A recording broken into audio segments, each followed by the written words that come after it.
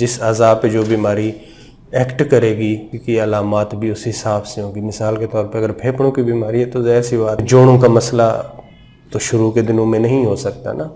پھیپھڑوں کی بیماری ہے تو سانس کا ہی مسئلہ ہوگا. دل کی بیماری ہے تو پھر ظاہر سی بات ہے اس میں جو دل کی علامات ہے، چلنے پھرنے میں مشکل، سوتے ہوئے سانس کا پھولنا، دل کی دھڑکن کا بے ترتیب ہونا، یہ علامات آئیں گی. یا سینے میں درد یا بے چینی کی کیفیات کا آنا. اگر جوڑوں کا مسئلہ ہے تو اٹھتے بیٹھتے ہوئے جوڑوں کا مسئلہ ہوگا. تو پھر اس میں جب ذہن کی بیماری ہوگی، ذہنی نفسیاتی علامات آئیں گی.